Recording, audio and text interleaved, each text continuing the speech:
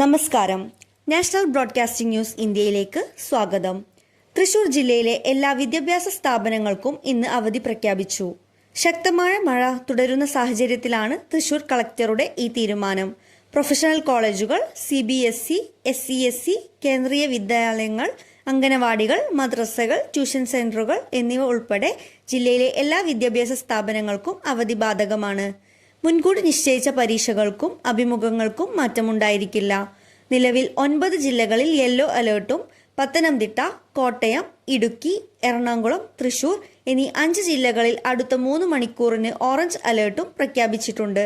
കൂടാതെ വാമനപുരം നദിയിൽ ജലനിരപ്പ് അപകടകരമായ രീതിയിൽ ഉയർന്നതിനാൽ മഞ്ഞ അലേർട്ട് നൽകിയിട്ടുണ്ട്.